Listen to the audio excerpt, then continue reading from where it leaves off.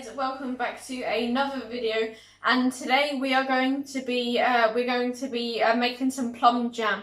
And so we've done quite a lot of prep work off camera, but before I go through the instructions, if you haven't already, make sure you do like the video and subscribe if you are new. But the ingredients that we've got, so obviously with a knife these worktops are quite soft, so we need a chopping board, and we would use a chopping board anyway. So we've got a chopping board, we've got our knife, we've got our wooden spoon, we've got our thermometer, and on our thermometer, so this is a sugar thermometer, it has Fahrenheit and Celsius, and so I'm just going to put this down now, and we've got our ladle. We've got 750 grams of sugar. We've got our plums. We've got our 2 plums that haven't been chopped. We've also got our plums that we quickly chopped off camera, so you can see that they're in there. And that's and we've got our lemon juice, and we've got we've got 5 jars, but the other 4 are sitting over there. So you might be thinking you might be seeing that there's water in that, or if you can see that there's water in that from like my hand, if you look at this. So yeah, so you might be thinking, Drew, why if you put water in there, you're going to be putting jam in there. This is actually because you don't put a hot jam into this sort of jar, because it will melt with the glass, or it will crack it. So we've sterilised it. We've put warm water in there just so it can handle the heat. We've let that sit for 20 minutes. So now that that's ready, let's get on with it. So I'm gonna chop the plums now, and you need this for to make jam. You need 1 kilo of plums. We don't actually have a plum tree. You'll be aware of that by now. And so basically, our next door neighbour has a plum tree, and he gave us about 1 kilo of plums, maybe just over 1 kilo of plums. So we've got a kilo here, so I'm just going to cut around the stone, and I'll take the stone out in a minute.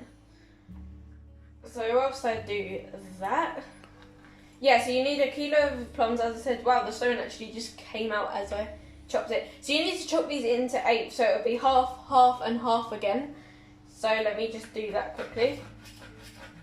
So with plums, to make jam you need something called pectin, and plums have quite a lot of it already. So I'm not gonna add any to it. We put also off camera, before we started chopping the plums, we put in half a cup of water in, and cold water. I preferably need quite a wide pan to do this, which is meaning more surface area and it'll be quicker to evaporate. So yeah, we used half a cup. But let me just put this back into here. So the plums got to go on a low simmer for about 15 to 20 minutes, so the plums soften. So I'm going to turn these plums on now. I'm going to turn the plums on. I'm going to turn the hob on, and I'm going to pick this one. Or not. No. Okay, so I'm just turning the hob on now, and so I'm going to select this one, and then I'm going to. So I've turned it up to a 5. So that will go on for about 15 to 20 minutes, and we'll stir every so often. And you do this until they soften, and we'll show you progress every so often. So it's starting to come to the boil now. It's starting to bubble now. So I'm going to take it off so you guys can see. So you can see it's starting to bubble. So I'm going to give this a stir. Let it on for the moment. We'll be back. We'll be back to give little progress updates, probably every 5 to 10 minutes. So we're at the 9-minute stage now. So you can see that it's starting to go down a little bit. This needs to go down a little bit. Now there's 2 ways that you guys can do it. If you want a nice smooth jam, you can put it into a blender. You can blend it and get it that way. Or you can do what we're doing, and what we're doing is basically we're leaving a little bit of texture in there, so we're just going to let it simmer down. So we're at the 9-minute stage now, so we'll be back when it's done. Okay, so you can see it's a lot more liquid now since we were last here. And so it's been a couple minutes, and I'm just giving it one last quick little stir. So I'm getting the lemon, And I'm gonna do it a tablespoon, or yeah, a tablespoon at a time. And I only need 1 tablespoon.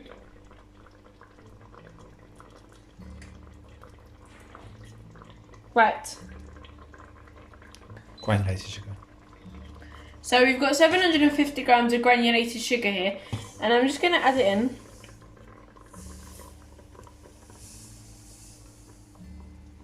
Right, so I need to start stirring that. I'm going to stir that in. So I'm just stirring it now, and this is why we're using a wooden spoon, not a metal spoon, because we need to stir it quite constantly. So I'm just seeing whether the sugar is dissolved, and not all of it is. I can still feel a little bit whilst I'm stirring. So we're going to dissolve all the sugar, and I actually think it's dissolved now. And so we're going to increase the temperature now. So I'm going to click on that one.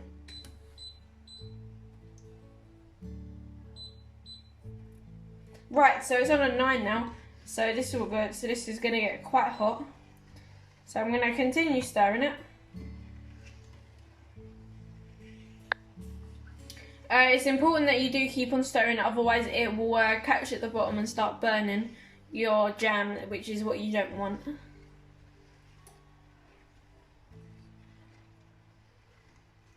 So this will take about 5 to 15 minutes, and so you want it to come up to a rolling boil. So so you want to not stir for every 15 to 20 seconds. So it's probably been about 15 to 20 seconds now. So I'm just going to give that a quick stir, and we want it to be a rolling boil.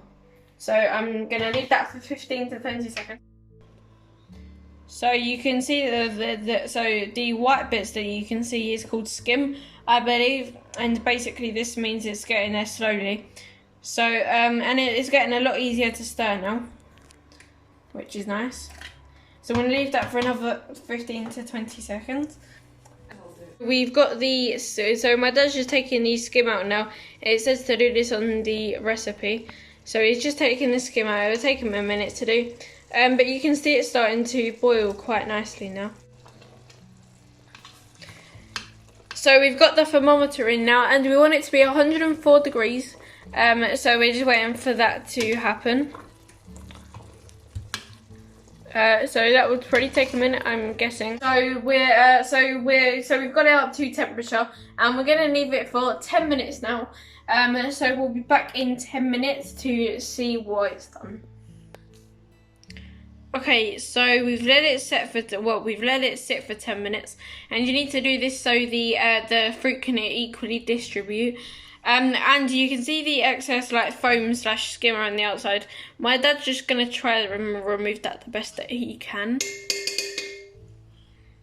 So that will take him a minute to do. So whilst he does that, we'll take a quick cut, and we'll be back once he's done that. So we've got just a spoonful of jam on our pickle jar. We're just using this because it needs to be a cold jar. And basically we've done this so we can, in a minute, once it cools, do something called a wrinkle test. And I'll explain more in a minute, and I'll show you what to do. So the jam is now cooled down, and so we're doing the wrinkle test, and basically you want to push your finger in, and if it wrinkles just slightly, which it sort of has there, so that's probably good. So that means it's going to set, and I'm not going to let it go to waste, so...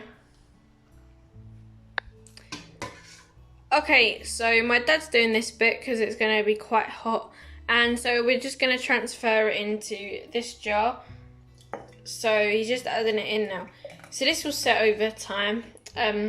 We've done the ripple test, as you just saw, and it rippled slightly, or it rippled a little bit, so it will set eventually.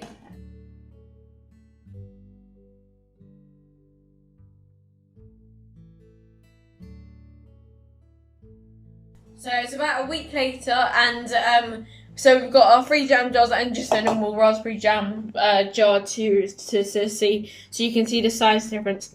So this is what we should have used, which is the raspberry jam jar. We should have used those type of jars, but no, we used about a half a litre jar instead. I think these are like 450 millilitres, something like that.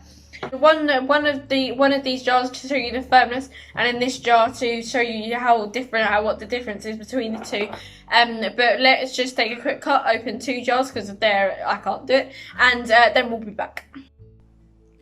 So you can see that this one's a lot less filled, and that's because this was the bottom of the pan and we didn't want to waste it. So you can see how runny that is. And then compared to this one, where it's not set properly, but it's a lot less runny than the other one. And I'm just gonna close up the lid on this one, and I'm gonna try a little bit of the other one quickly just to see how it tastes, because I actually haven't tried this myself yet. Well, I have a little bit, but not like that much. So yeah, you can see how a lot more runnier it is. So you can see that's still quite runny, and now I'm gonna eat it.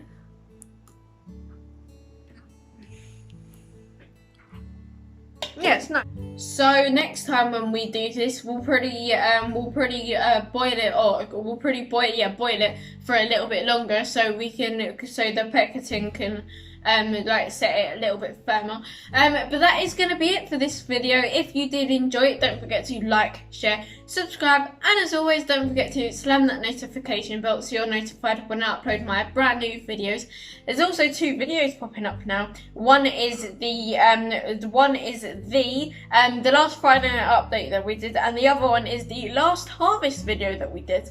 But thank you so much for watching, and I will catch you all in the next one. Bye guys.